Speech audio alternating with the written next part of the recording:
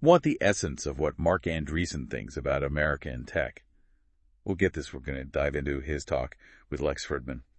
And let me tell you, this guy, he doesn't hold back at all. I mean, he's like a Silicon Valley legend, right? Yeah. Venture capitalist who's seen it all. And his perspective is, let's just say, refreshing. Oh, yeah, it is. He's got this almost like contagious optimism about the future of America. He sees a monster boom coming up. And it's not just about tech either. He points to things like how physically secure we are, the tons of natural resources we have. He even jokes around saying if we ever need anything, some farmer in North Dakota will probably find like $1 trillion deposit of it under a hay bale or something. Right. It's funny the way he puts it. But it gets at this idea that America has this crazy uncapped potential. And it's not just about stuff we get out of the ground. He talks about our population always changing and our leading role in technology, all these things that to him make us ready for growth. It's pretty different from all the doom and gloom we usually hear, right? Oh, absolutely. And the interesting thing is, this optimism isn't just for Silicon Valley people, you know. If he's right, this boom could have a huge impact everywhere, like on jobs, driving new ideas, even boosting how we're seen globally. So it makes you wonder, what is it about America that makes this kind of boom possible? What is this American spirit everyone's always talking about? Andreessen gets into that too. And he brings a really interesting mix of like historical analysis and, sharp observations about our culture. Yeah, you see it in the way he talks about the Scots-Irish influence on American culture, the different types of people here, like Yankees and Texans.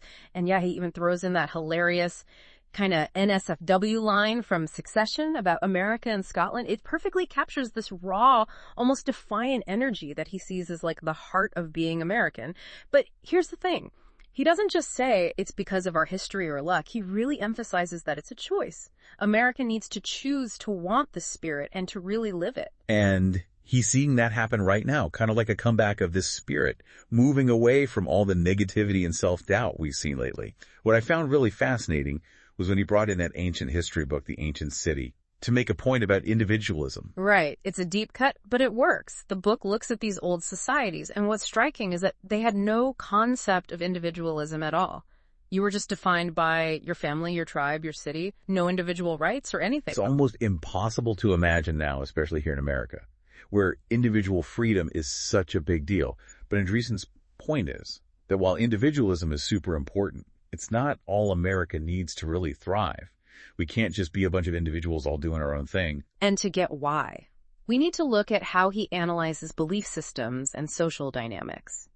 He has this theory about over-socialization among elites, and he uses the writings of the Unabomber to show it. Now, before you get the wrong idea, he's obviously not agreeing with the Unabomber's views, but he uses this example to show how groupthink can happen, especially among highly educated people who are very aware of their status. Yeah, it's a provocative example for sure, but it does make you think.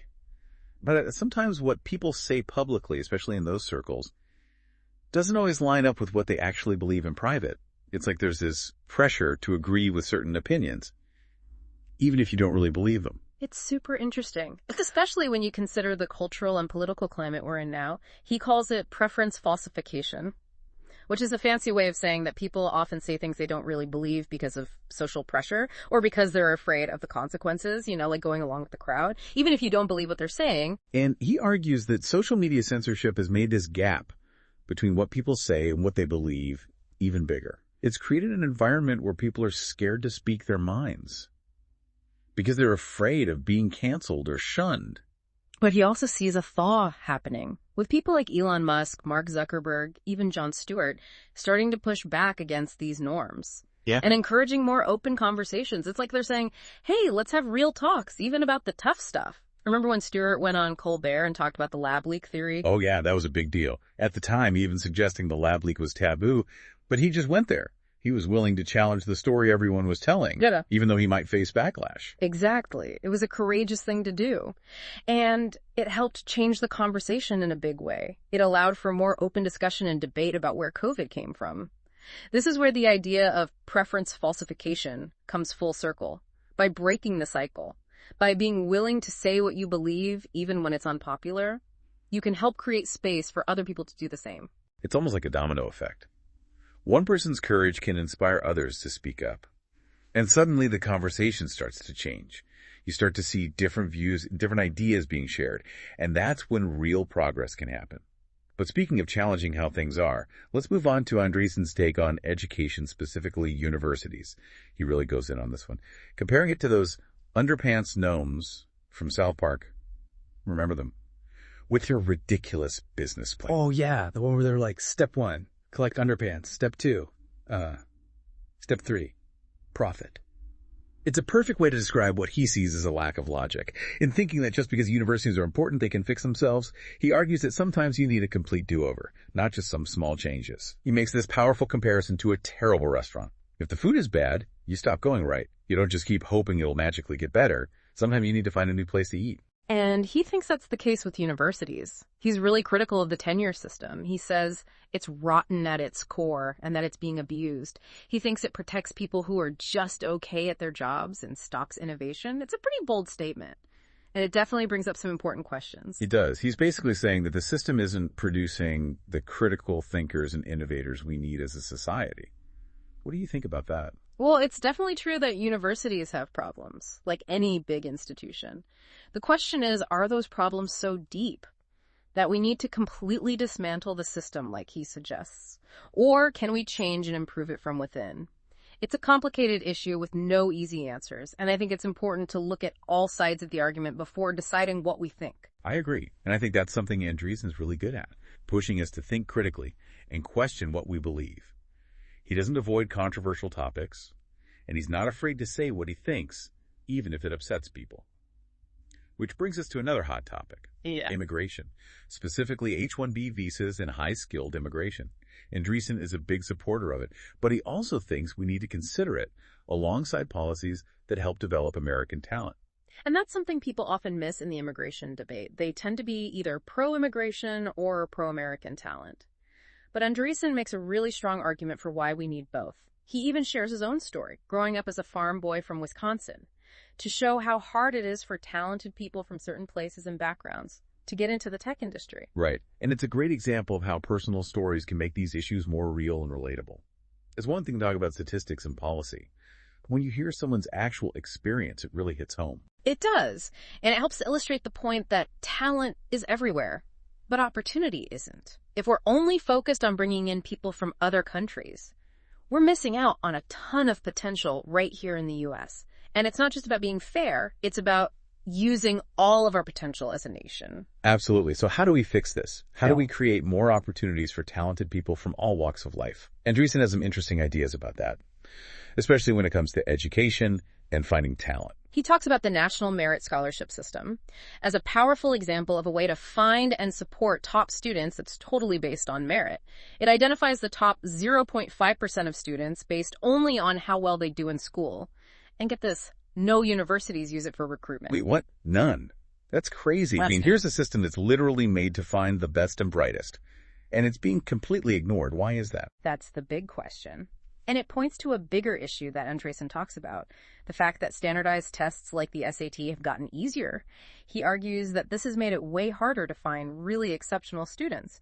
When everyone can get a perfect score, it doesn't mean the same thing anymore. It's like he says, trying to find a needle in a haystack full of other needles. It's like everyone gets a participation trophy. But in the real world, there are winners and losers. And finding and supporting those with amazing talent is crucial for progress and new ideas. He's not saying we should be elitist, but he is saying that we need to recognize that not everyone is equally good at everything. And that's okay. We need to create systems that find and help talent grow, no matter where it comes from or what someone's background is. This is where things get really interesting. Because then he starts talking about artificial intelligence and how it could totally change everything, from coding to education itself. And you can tell he's genuinely excited about the possibilities, but he's also very aware of the potential dangers. He calls it a legit revolution, especially when it comes to AI coding. He thinks AI could completely transform how we develop software, but he also raises some important questions about the values and biases that are built into these AI systems. He asks, how many countries want their AI trained on extreme left-wing California politics? It's a question that makes you think. And it gets at this bigger issue of who gets to control and shape these powerful technologies. And what does it mean for the rest of us? Exactly. AI is a tool, and like any tool, it can be used for good or for bad. It all depends on the people who are building and using it. And that's why it's so important to have these conversations, to think critically about how these technologies might affect us, to make sure they're being developed and used in a way that benefits everyone. And that, I think, is a perfect way to lead into our next topic, Andreessen's vision for the future and how we can build a better world, not just in tech, but in every part of society. But we'll save that for part 2 of our look at this fascinating conversation. So where do we go from here? What does building a better future actually look like? Well, for Andreessen, it starts with recognizing that a lot of problems aren't external, they're internal. He has this quote that really got me thinking. The source of all the ills in the world is man's inability to sit in a room by himself doing nothing. Wow, that's a pretty heavy statement. It's almost like he's saying our constant need for distraction, for wanting people to notice us, for always doing something, is actually causing a lot of our problems. Exactly. Think about it. We're constantly hit with information, notifications, entertainment. There's this pressure to always be productive, to be connected, to be achieving something. It's like we've forgotten how to just be. And in that quiet, in that space of just being, maybe that's where we find clarity, wisdom, a connection to something bigger that we've been missing. He's not saying we should all become hermits or anything, but even making a little time for reflection, for looking inward, for disconnecting from all the noise can be really powerful. It lets us connect with ourselves, to examine our values, to think critically about the world. It's like hitting the reset button on our minds, letting us see things in a new way, to break free from the echo chambers and groupthink that Andreessen talks about. And from that place of clarity, we can start building a better future, both for ourselves and for everyone. A future that's based on thoughtful action, not just reacting without thinking. I love that. It's about being intentional with our time, our energy, our focus. But let's bring this back to tech for a minute, because Andreessen also has some really interesting thoughts about how we can build a better future online. One thing he really emphasizes is the importance of building technology that empowers people, not just big companies or governments. He believes that the internet at its heart is a tool for people to connect and have power, and we need to keep fighting to protect that. That makes sense. We've seen how technology can be used to control and manipulate people. But we've also seen how incredibly powerful it can be for connecting people, sharing information, and giving a voice to those who don't have one. He talks about creating systems that are decentralized, transparent, and accountable. Systems that can't be easily censored or controlled. Systems that let people own their data and their identities.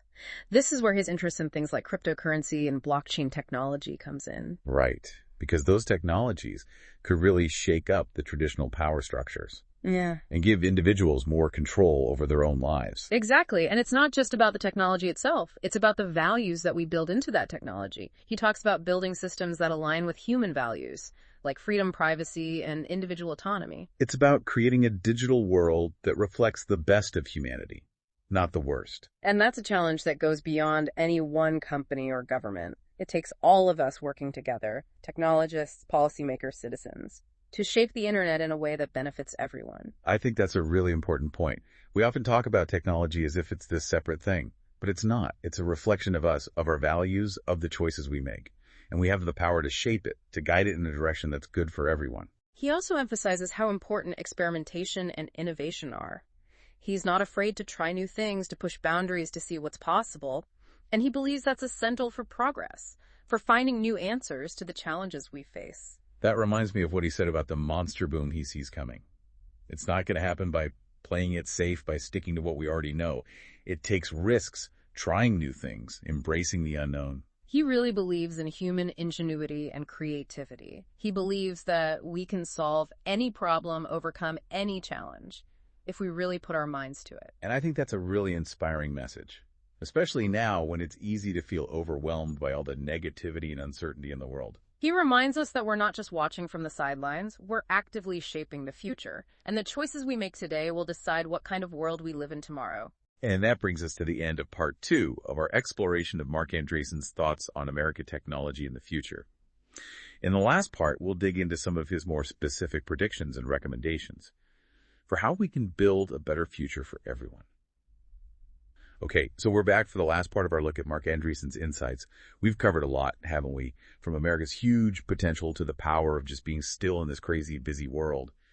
But we've also kind of hinted at something pretty big. His vision for the future.